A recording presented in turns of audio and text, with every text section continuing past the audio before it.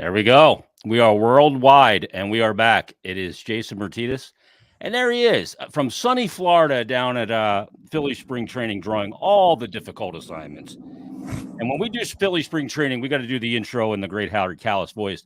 Anthony Sanfilippo. What's up, man? Would always want him to say that, man. I would always want Harry to introduce me at some point, just because of the way my name is lyrical, right? Well, he made a 2-syllable name 5 syllables. Kim Batista, with your name. I mean, that's just a field day for him back. Well, it would have been like Mickey Moore when he did Mickey Moore and Deanie. It would have been the same concept, right? It would have been the same thing. So I think the same exact intonation and pacing. Mickey Moore and Deanie. Yeah, he was so great. Damn, he was awesome. It was awesome. We were just spoiled in this town. It's episode 80 of Stick to Hockey Live. We haven't done one in forever. And, one of the byproducts of you guys doing Snow the Goalie at the game now that I don't like it is I think I've watched as much hockey with you as just about anybody else in my life. But now you're over there on the other side at the balcony, and we don't hang out at the press box anymore and break bread and talk about the game and solve the problems. You got to come hang with us, because I know Schmitty is now set up, just on the other side of the wall of us now. So maybe you got to move your operation over there as well, and then we can all just we can just make that it could be our own Radio Row, like the Super Bowl, right? We just have that thing going on over there. Yeah, broadcast corner, exactly. Exactly. Podcast in the coffin corner. Yeah. But I'll have to get up there because, I do my stuff from downstairs in the locker room, just off the tunnel. And I see a lot post game when you're coming down to tape some interviews. But I mean, we solved all the world's problems, and certainly the Flyers' problems many a year sitting in that press box. But obviously today was a very big day. Deadline's coming up on Friday, so we're less than 48 hours away. But we started to see a lot of action around the NHL, and action spurs action. And we saw some big trades beginning to happen here in advance of the deadline. And Danny Briere took care of a couple of nice pieces of business today. Are you surprised at all at what happened today and what transpired with Walker and the extension to Sealer and the return?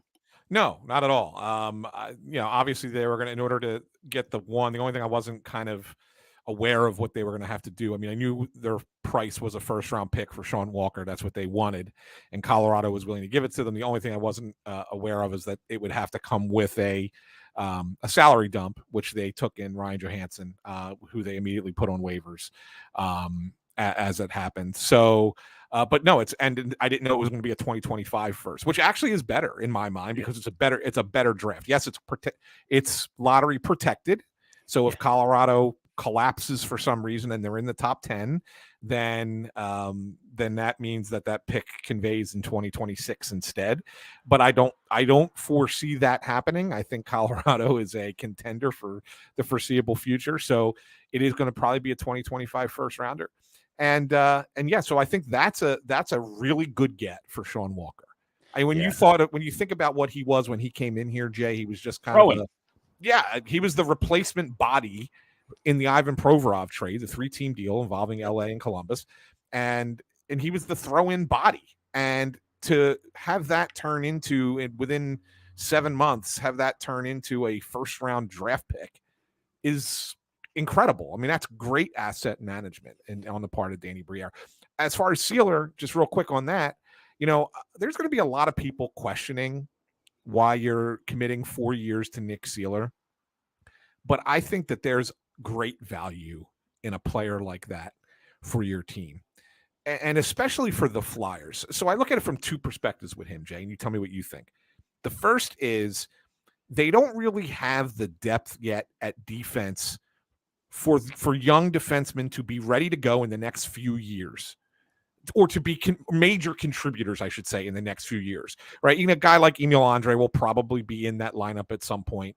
Oliver Bonk's going to be coming, but he's at least probably 2 seasons away. Yeah, so he's a right side guy. Yeah. But I'm just saying, these are guys that are down the line more, right? So who is playing defense for you until that point? So you take a guy like Sealer and you're giving him, a nice raise, a nice bump, but he also is a veteran. And he plays the style of game. He brings that toughness, man, that allows your other defensemen to get up the ice, that allows them to go and be aggressive and play the way that this team plays. and he could kind of protect them a little bit because of the way that he plays, blocking shots, being physical, not afraid to drop the gloves if it need be. I think all of those things are incredibly valuable and adds to what this team has as far as going forward in the next few years. Now, if when Mishkov gets here in a few years and you think you're a Stanley Cup contender, maybe Nick Sealer's not part of that group. Maybe he's your 7. But if that's okay, you're by the time you get to the 4th year of that deal, a $2.7 million contract is what you're paying 6s and 7s in the NHL. Yeah. So to me, it's a really good signing. Yeah, and you can ship that off with a 3rd-round draft pick to get somebody to take it if you really need the 2.7 on the cap. And by the way, on a rising cap, which is going to be rising this year significantly for the first time because the escrow payments that the players deferred are finally paid in full. So we're going to see a big raise in the cap. On Walker, real quick, I think the interesting thing here is I like the 25 pick as well, and here's why. You already have 2 in this draft. Now you have 2 in the 25 draft, and I can't draft 3 guys in the first round and 3-4 guys in the first round of one draft. I can't have them all coming up at the same time off their ELC, off their RFA contract. You want to stagger guys coming in so that you don't have it all to do in one offseason, because I think that's when you can get some attrition. I think it's been part of the problem that what's happened in Toronto is they had to pay everybody at the kind of the same time, and then they brought Tavares as well. But so I like that stagger, and that is a better draft as far as, I'm not a draft guy. I don't know. They say it is. It's a deeper draft. So, and that pick is not going to defer to 26. If they're a lottery team, then they got struck by lightning. Yeah. Or Patrick Waugh quit. But anyway, but so the Sealer thing is fascinating because, a lot of us here didn't know much about, Sean Walker, because we don't sit up at 10:30 at night watching Kings games. He had one decent season out there, pretty good. But, when you watch the Kings, you think Drew Doughty. You're watching Doughty, right? Right. And he comes here, and he played incredibly well. He was a perfect fit for the system. New place, contract year. I think it was like the perfect storm to get the most out of him. I just wasn't sure that it was ever repeatable, which is why I didn't like, a 3.7, 4 or 5 year term for Sean Walker. I love the player here, and he fit like a glove. But to get the first round pick back, and this is the Ivan Provorov trade, just yielding more and more, return by the minute. Helgi Grans, you look at obviously the first round pick that they now have, from this deal. And it's just, this was a really, 2000 ELO chess kind of play by Danny Briere. No, it really was. It really was a smart move on his part. And I looked at it and said, there was a chance, and there really was, let's be honest, there was a chance that Sean Walker would have re-signed here. I think that went out. I think that went out the window when Ristolainen got hurt. Yeah. Because the Flyers, from the people that I've talked to, and who I talked to, the people I've talked to have said that they were going to try and move Ristolainen, even if it was eating some of that salary before the trade deadline. Mm-hmm. And then at that point, if they were able to do that, then they would have thought about it, right? You can think about maybe bringing back Walker at $4 million a year and maybe for 4 years, right? That kind of where they looked at it and said, that's the value for him. Especially if you only retained $1 million on Risto, because then you're right where you are. Same right. Number. Exactly. You're just extending him, right? So I think it became a situation then once Ristolainen gets hurt and he's not able to come back, it became, painfully obvious that you couldn't carry both that contract and sign Sean Walker and have both of them locked into the future, because then all of a sudden you lose leverage, right? You lose, even if you want to move Ristolainen in the summer, which I still think they will, having 2 guys with that contract, with the very similar contracts, other teams are going to look at it and go, well, you have to move one of them. Yeah, you have no choice. Your hands are so their value is completely gone. Right. Yeah. So I think that it's, you looked at it and said, okay, maybe Walker wanted 5 years. You weren't willing to go that far. Maybe he wanted a little bit more money than you were willing to pay. I don't know. Maybe he would have come back. Who knows? I think Sealer came back a little bit on his number. So, that could be an agent GM game that you're playing. But the reality of it was you couldn't give him what he wants to look for on the free agent market. Yeah, so you got one chance at that. Yeah. Yeah. So you have to pivot at that point, right? Jay, you have to go back and say, okay, now we have to move this guy. And it's what you thought all along. you hate doing it in the fact that you're trying to cling to a playoff spot, but you have to look at big picture. And big picture is this season is not the season you're going to compete for a Stanley Cup. So even if it means taking a step back here in the last month of the season and missing the playoffs, that's okay, because this creates a better spot for you down the line. But you still are going to keep most of this team together. So if they can hang on, now you got your cake and eat it too, right? Yeah. Because you get them playoff experience. Best of both worlds. And you got a great asset in return. So I think Danny really played this well. Yeah, and I look at it too. The Drysdale acquisition and that trade with Cutter Gauthier is a part of it too, because if they truly, and I'm not sure that we've heard, we like Sanheim on the right side, and that's the spot for him. We prefer him there. I don't know that that's true. That's the reality right now. So I think it's easy to say that that's what you want when you don't have another option right now. But we'll see. But to me, Sealer playing with a guy like Drysdale, who's undersized. And I agree with you. I think having a guy like Sealer makes everybody bigger, makes everybody tougher, because he is the accountability machine out there. Right. On the blue line. And frankly, you need size on the blue line. They don't have it. Sanheim's big, but he doesn't play a physical big right. style. Drysdale's not big. York is never going to be an overly physical player too, and he's undersized. So you need some size back there. And did they go the extra year on Sealer to keep the cap hit down? Players love term. We know that. Right. They love to stay in the league. They love term. Is that over 3 if they go 3 years? Well, that's what I'm saying. Like, I think that's why the number got to what it was. Yeah. Because I think I think that Sealer's camp was above 3 and closer to 4 is what they were trying to get if the deal was going to be 2 or 3 years. But the fact that the Flyers were willing to give up the 4th year, I think allowed that AAV number to come down a little bit. And so it ended up being a deal that worked both ways. Yeah, it really did.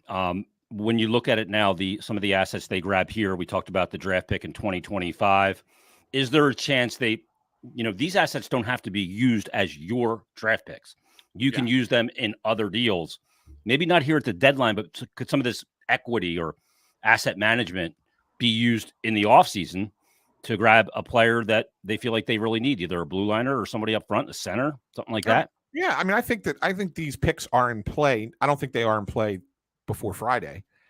At this point, there was a question. I put a question out on Twitter, X, whatever the hell you want to call it. I put it out earlier. Would they want to flip, the assets from this deal to Ottawa for Jacob Chychrun, which was reported out of Ottawa, and I have a feeling that report came from the same place I got it from. That was something that the Flyers had inquired about it. I have since been told that the Ottawa ask for Jacob Chychrun is a little bit ridiculous. Yeah, that may come down by Friday, though. It could, right, and that could change. So something could change.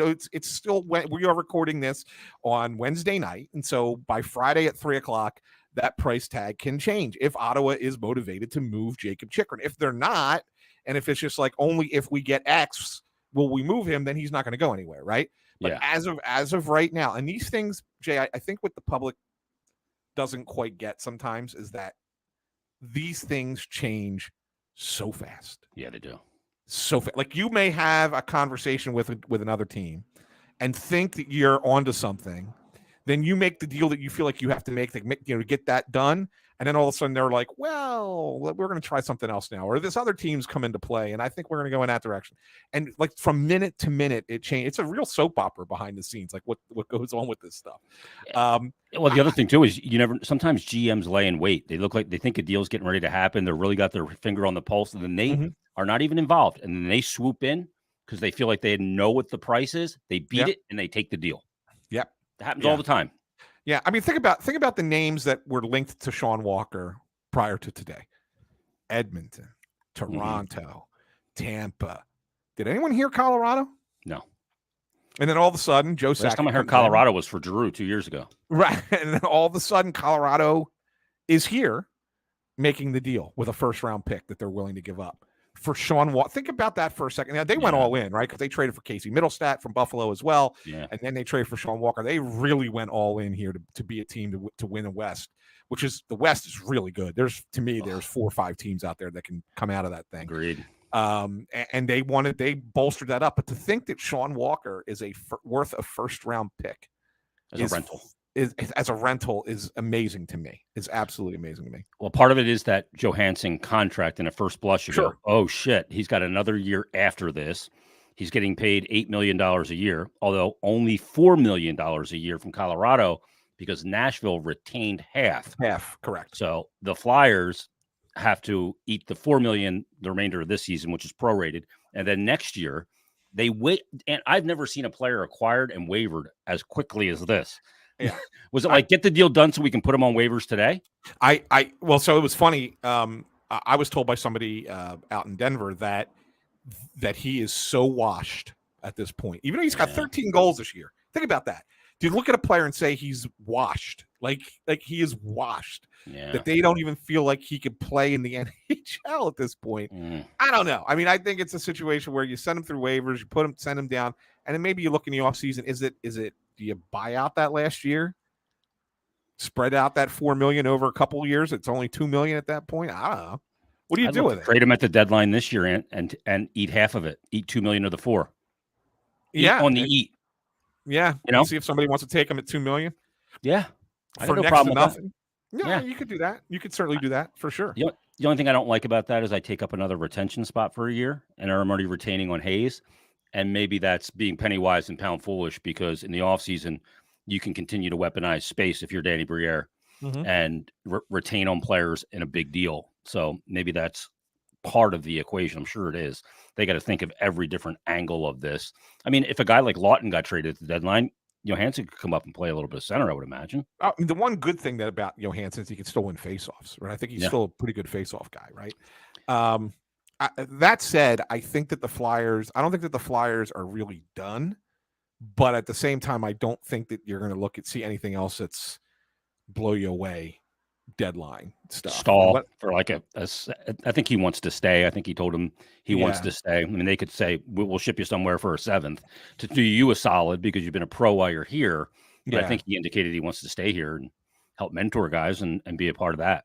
Yeah, I think so too. But I think it's not even that. I think that the Flyers might add some depth. And I say that, and I know everybody's going to freak out. Like, this is a rebuild. What do you do? What do you mean? Blah, blah, blah. You can't add, God forbid. Yeah. So we were talking about this before we went live, right? The Flyers have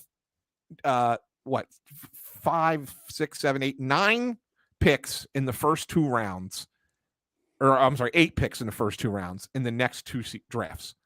Yep. Okay. They have 2 firsts and 2 seconds this year, and 2 firsts. Oh no, 6. I keep miscounting.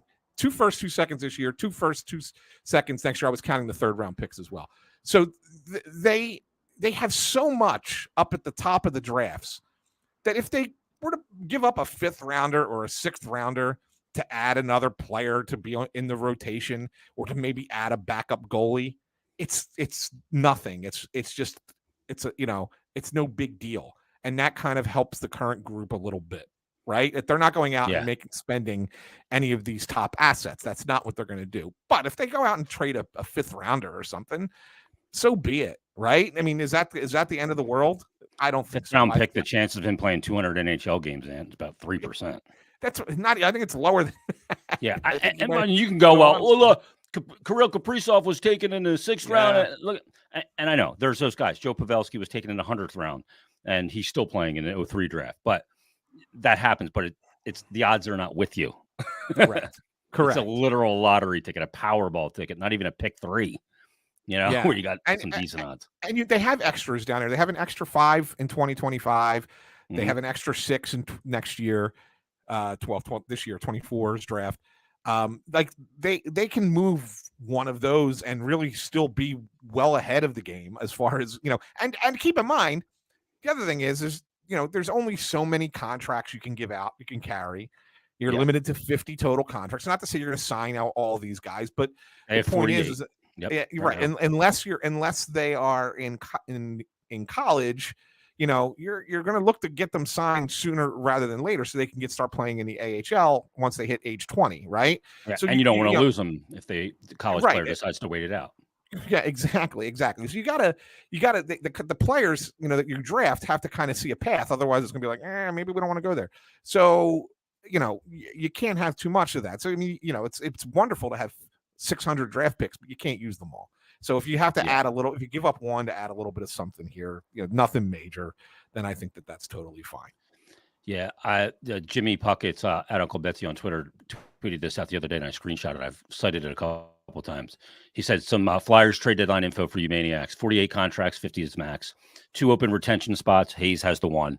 13.6 million on IR. That was Ellis, Risto, and Drysdale. 1.66 million buyout cap hit 24-25 on Tony DeAngelo. 10 picks in this draft. The Columbus second conditional. Then we also have to add in the Jay O'Brien compensatory pick too, that they'll have at the end of the second round.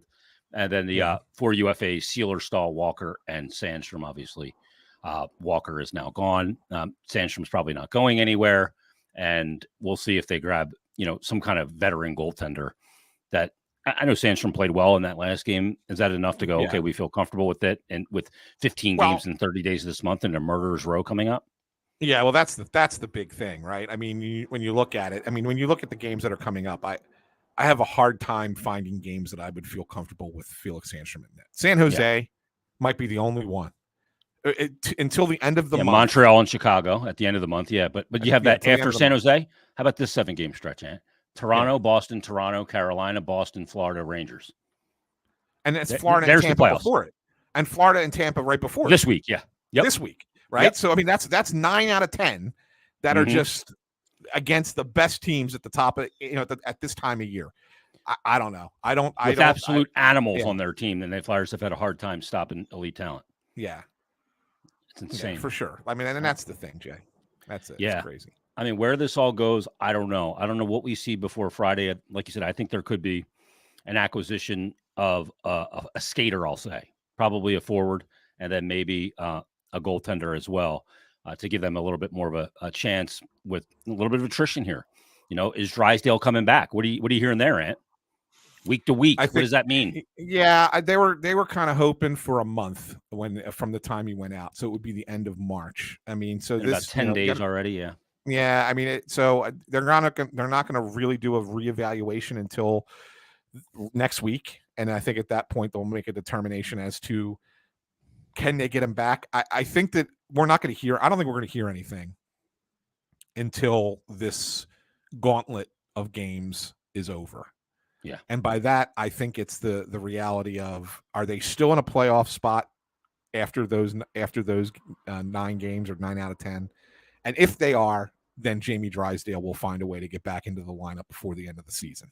Yeah. Because they feel like they can get in. Because it does, the schedule lightens up in April. It does. Right? You got the Islanders, Buffalo, Columbus, Montreal, Rangers, Jersey, Washington to end it. And I feel like the Rangers and Washington will be out of that mix. And New Jersey and Washington, Rangers might be just playing out the string because they're going to have the number 1 seed locked up. Exactly. So that's what I'm saying. So like, if you're still in it after that gauntlet, then Jamie Drysdale will play. Yeah. If you're not, if you've had a meltdown and you're falling out of the spot and you're now chasing, I could see them saying to Jamie Drysdale, don't even rush it back. Get it strengthened, get it better, and we'll see you in training camp. Yeah, risk reward. We don't want you rehabbing an injury in the offseason. We'd rather you preparing for a season. Correct. Sean messages in and said, do you see a Zegras trade to Philly as a real possibility, a fit under Torts? I don't see it. I know he's a big, sexy name and an enormously skilled player. I wonder about, he's got a lot to learn away from the puck and all of those things. And I know he's a highlight reel, but I don't know that he's a fit here for what they're trying to build. No, I don't. And I do think that I don't think he's a center either, by the way. No, he's certainly not. He's definitely a winger, and they need centers, right? Let's be honest. More than anything else, they need centers. Let's not forget that Bob Murray is a senior advisor here. Yep. Okay, the guy knows the Anaheim situation, knows everything about them, and if they were interested in Zegras, I'm not certain that they have anything that they could give up or they would be willing to give up to bring him in and cross their fingers and hope that he fits. Yeah. You know what I mean? Like everything that you just said, much risk, ton of skill, yeah. But why risk it Like, why risk it? It's, if it doesn't work out, you're still bereft centers. You still don't have a number one defenseman. And, that's what you're hoping to get with all of this. And the All this cost for draft acquisition capital. for him is going to be through the Pat Verbeek is going to be driving a huge ask in a return for him. Yes, absolutely. And that's what I'm saying. You would have to give up a lot of these assets that everybody's excited that they have right now. Yeah. And you're not certain that it's a fit for this team. And why do that? Why give up those assets for a guy that's I don't know. Yeah. When you can, if you need to go get a player. And look, this isn't the time to do that anyway. I think that that kind of player you're looking to get maybe next year, after next season, right? So let's see what happens. And last thing for you, as Brian puts on the screen, everybody is buddies with Jonesy. How much of what they've been able to accomplish is the combination of them being a good team, therefore gaining leverage? Their players are playing well. Teams want players that are playing well, and they don't have to move them because they're in a playoff spot. And then you couple that, like we didn't hear Colorado, this front office, this group's ability to operate under cloak and dagger. Cutter Gauthier, nobody knew that. Knew that was coming. Then you have obviously Michkov playing air hockey or bubble hockey at the training facility in the summer. That their ability to operate under cloak and dagger is impressive. And to me, that's a respect that another GM and hockey front office has for the team they're talking to, that it doesn't get out on either side. Yeah, I think that's fair. And I think that it does come to, it comes down to what Jonesy's relationships are with these people and with other teams, and that he's developed over his long career as a broadcaster, a national broadcaster, and being around and talking to absolutely everybody. When you really think about it, like you look at this situation, you say you have a first-time president, a first-time general manager.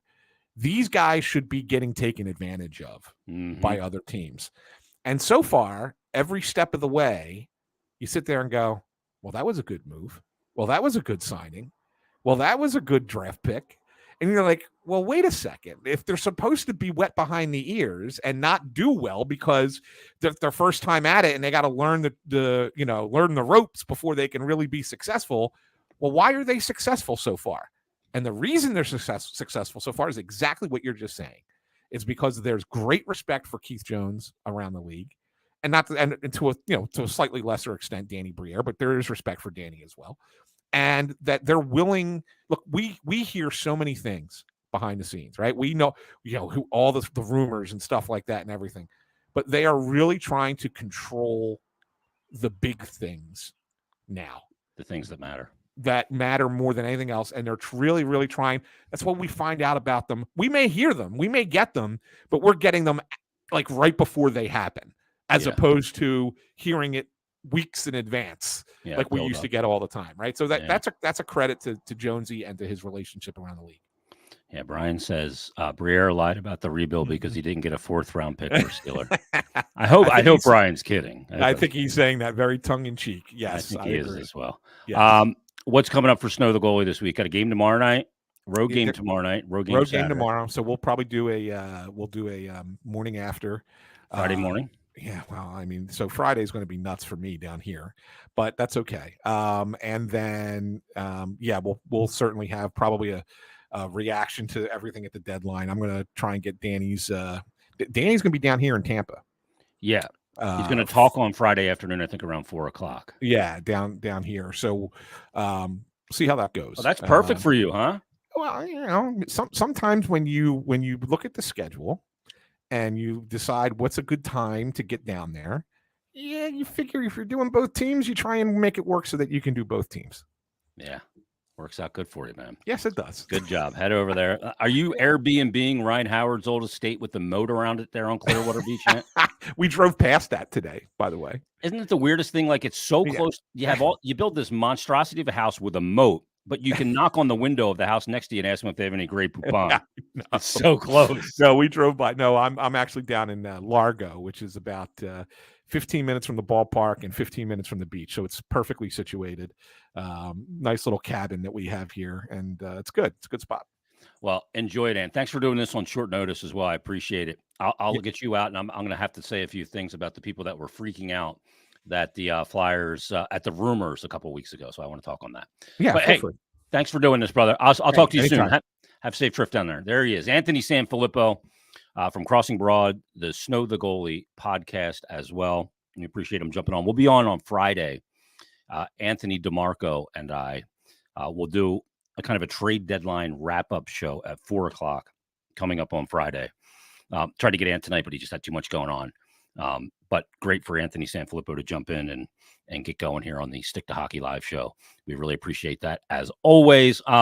Real quick, I know that I had some back and forth with some Flyer fans a couple weeks ago, about a month ago, about them freaking out at reports, mostly about Sean Walker. Because the reports were coming out about $4.5 million times 4 years or 5 years, and people were going nuts. And Danny doesn't know what he's doing. They told us it was a rebuild. Bullshit. They bait and switched us again. And I get there's a lot of scar tissue. I do. There is definitely a lot of scar tissue, and people have PTSD from so many years of saying you're in a rebuild or retool or whatever it is, and that not being the case. So all of that considered. But look, like this guy is telling me on Twitter, I said, remember the day the Flyers Twitter was freaking out, some on Flyers Twitter, about the deadline based on the Walker rumors. Again, rumors. Then some chastised me and others for saying to react when something actually happened, not based off of silly season rumors. This is why. This is a prime example. And a guy had replied to me, and he said, God forbid we have any opinions on rumor moves put out by insiders. It's so weird that the people with podcasts, that would be me, who basically make a career speculating on the team and trying to police public speculation, largely based off what those very people are saying. I don't do the kind of the speculation thing. That's not the podcast that I do, but there's a lot that do. It's just, I work for the team. I do recaps, interviews, and analysis, and call things as I see them. But you can opine. I think opining on rumors is totally normal. Totally normal. I'm not trying to police anybody. Everybody's free to do what they want. What I'm saying is, don't take a rumor as gospel. You have to always remember this. This is the biggest key to all of it, is that information gets out with an agenda. It never gets out because somebody doesn't want it out. So whether that information comes from the club, whether that information comes from an agent, the player, anybody, another team trying to deal with it, doesn't matter. That information gets out with an agenda. It's got a reason it's coming out. And you have to remember that. There's a reason why it gets out, because somebody's hoping it getting out and reported a certain way benefits them in some way, shape, or form. So you always have to remember that. It's like in the NFL. I have a buddy who was an agent, an NFL agent, and he told me, I have a free agent. 2 teams are interested.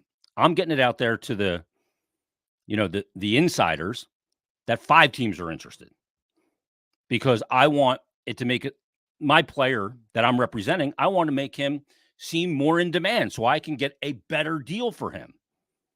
Like, these things happen. It's not all true. And like this guy, Dark by Design, said to me, I said, I'm not trying to police you, saying maybe just don't have a meltdown over speculative rumors during silly season, especially during silly season. React when something actually happened. Opining is fine. Freaking out, though, is silly, in my opinion. He said, well, people are also saying Flyers offered Walker 4 times 4.75 and he wanted more, which means the people being critical were right. Re-signing him is the wrong move. They tried to do it. They maybe did try and do it. Maybe they were, like Ant said, they were trying to move Risto and they were going to keep Walker. You can't look at things as just little isolated things. You got to see all the moves on the chessboard to evaluate it. And sometimes that doesn't happen in real time or the time that we want, but it doesn't mean that if you look at it on a capsule and 4 times 4.75, I wouldn't have done that either. I wouldn't have. I don't know that they offered that. I don't. It's been reported. But again, that's just a report. That information got somewhere with an agenda. So you have to consider that. So you can be critical if you can. Hey, if they do this, if this report is true, and they're offering Walker 4.4 years times 4.75, that's ridiculous. You shouldn't do that. That's not a rebuild. I get that. That's opining, but freaking out. I'm done with this, G. I'm done. Blah blah blah. You got to have some patience. You gotta, and I know that's hard to say. I do. Believe me, I know, because you only have so much patience. The equity of patience is out the window. I get it. I'm impatient too. Thank God this year's gone the way it has, because I couldn't have handled another year like the last 3. It's been miserable, and this has been very refreshing. And some people look at the Sealer deal and go, 4 years, that's crazy. And look, I would have rather gone 3. But if you went 3, the cap hit was going to probably be $3.3 million, in my opinion. I don't have any inside information on that. You add that 4th year, now it's below 3. It's at 2.7, and it's a very movable contract down the line as well. He's not going to block anybody. Who's he going to block? Emil Andre? Well, see what happens in the offseason. Is Zamula still here? Is Emil Andre ready for the NHL next year? I think maybe he could benefit from another year in the A, or at least some of it. So we'll see. But I think Danny Briere got 2 good pieces of business done today. 2 really good pieces. The Provorov trade keeps on giving. 2 firsts this year, 2 firsts next year, 2 seconds this year, 2 seconds next year. You can look at the 4th round picks and the 5th round picks. To me, people overvalue those picks sometimes. They're just picks. They're not likely that you're going to get a player that's really going to help you. So I think it was a good piece of business. All right, we'll be back Friday, episode 81, Anthony DeMarco at 4 p.m. Friday. We'll break down everything trade deadline. Trade deadline wraps up at 3 o'clock on Friday as well. So might be some more moves for the Flyers and other teams chasing them in the standings. We'll see where it goes. Anonymous says we didn't like 5 years for Risto or 4 years for Nick Delarier, and we're told to wait and see on those. I think we were right to criticize those deals. Now, those deals happened. They weren't rumored. They actually happened. And you can criticize them whether you like them or not. I think, look, Risto, when healthy, has been good. He has been commensurate with a player getting paid what he gets paid. He might be moved in the summer. He could be a prime candidate to get moved somewhere. But yeah, when a deal happens, you're absolutely go for it. Be absolutely critical. You can have your opinion on it. We may disagree, and that's fine. That's cool. That's what sports are all about. It's about opinions and discussing it and agreeing and disagreeing, finding common ground and never finding common ground. That's what it is. Joe says, go get Chychrun. I prefer Shabbat over Chychrun. Shabbat eats a ton of minutes. He's 27. I think he makes a lot of your defensemen better by his presence because of the amount of minutes he can play. 25, 26 minutes a night. And it lessens the workload for Sanheim and York. And by proxy, to me, that makes them more effective as players. So I go with that. Joey B., my man out in Colorado. Thank you from here in Colorado. Thank you. Yeah, you got a good player in Sean Walker. He may be a real key acquisition for them. Justin says, Islanders are going to be a tough team coming down the stretch. Yeah, Islanders are playing good. It took a little bit for Patrick Waugh to get the foothold there and get them going. They've now won 4 straight games. They're 4 points back of the Flyers with 2 games in hand. So, yeah, I think that's the biggest threat to the Flyers. I don't think Washington's a threat. I don't think Pittsburgh's a threat. And I really doubt New Jersey is at this point 8 points back. I really don't think so. And, they fire Lindy Ruff. I guess his save percentage wasn't good enough. GM fires the coach because he didn't give him a goalie. It's a joke. It's an absolute joke. And we'll see what happens with Ryan Johansson as well for the Flyers if he's going to pass through waivers. I imagine he'll absolutely pass through waivers. Andy, Goldenberg says to waste an asset on a backup goalie for just this run would be a waste. I'm not sure what he says. 2026, contrary to Danny B's vision. Maybe. But I mean, if you're giving up a 5th round pick for what you feel is an upgrade to play 4 or 5 pretty important games here down the stretch, whether you make the playoffs or not, is a 5th round pick too much to give up for that? I'd rather give up the 5th round pick and have the team make the playoffs and have guys like Tyson Forster, Noah Cates, Cam York, and on down the line, Morgan Frost, and those guys, Owen Tippett, get some playoff experience. Sam Ersson, get some playoff experience. Get a taste of what the playoffs are like, because it's so, we see it every year when your team's not in it. You watch it and you go, oh my God, my team's so far away, because you see how insane the playoffs are. So I'll trade a 5th round pick for a mid-round goal. I'm not going crazy. I'm not trading a 3rd for a guy that's going to come in and be able to play 4 or 5 games for me. I can't play Ersson every night. Can't do it. You'll run him right into the ground. J.S. Bach. Sebastian Bach says the hockey is a crazy game and the business surrounding it is even crazier. Yeah. Johansson can play 4th line center and be effective. I don't know. I haven't watched a ton of Ryan Johansson. He is, like Ant said, he still is good face-off guy. This year, 53% on draws. Last year, he was 59.2%. For his career, 54.1%. Can he play 4th line center? Maybe. Maybe it's an option. Right now, Sean Couturier is playing 4th line center. I said this on Flyers Daily for today's episode. Over this stretch of the 9 of the next 10 games, Sean Couturier can't be relegated to 12 minutes. You're not going to survive it if he's playing 12 minutes a night. I get he is burned out and was overused, but they got to get him playing a more prominent role again. You hope that this management of his minutes over the last couple of weeks can now be ramped back up into a very significant and effective role for this Flyers team. Scott says LA is the team to watch. Philly, another GM who is buddies with Jonesy. Jonesy's buddies with everybody. It's bananas. Absolutely crazy. Everybody, every city he goes into, the GM, the presidents are all seeking him out when he was a broadcaster to bend his ear a little bit. But this is fun again. It's absolutely fun again. We'll get to one more here. D Mako 1. Thank you for doing this show. It's a good day to be a Flyers fan. It's a good day for that they matter again to this degree. Awesome. It's a lot of fun. All right, everybody, thanks for listening. Thanks for watching. We'll be back Friday with Anthony DeMarco at 4 o'clock on Stick to Hockey Live. We'll have a lot to say on Flyers Daily as well, so check me out there. Everybody, enjoy it. Enjoy the lead up to the deadline at 3 o'clock on Friday, and we'll talk to you next time on Stick to Hockey Live. Have a great night, everybody.